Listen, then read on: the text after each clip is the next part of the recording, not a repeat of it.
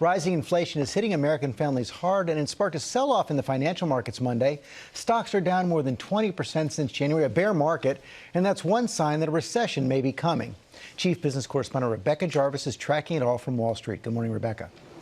Good morning, George. And stocks have opened slightly higher this morning, but they have a long way to go to recover what they've lost so far this year. The S&P 500, which is what's in most 401ks and retirement savings accounts, is down 22% from its peak, which it hit in January. And the major culprit here is inflation, near historic highs. The average American family paying roughly $350 more a month on the same goods and services as they did a year ago. And the Federal Reserve's reaction to all of that, they are trying to cool inflation by hiking interest rates. Typically what they would do is hike rates slow and steady. This time around, they're doing so much more significant rate hikes. We're expecting another one to come tomorrow, George. And what will that hike mean for American families?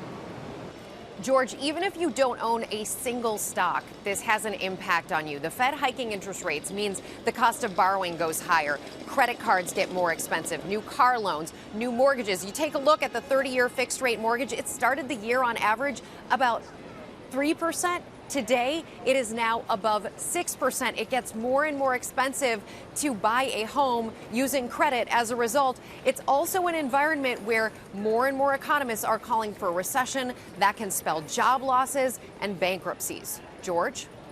Okay, Rebecca Jarvis.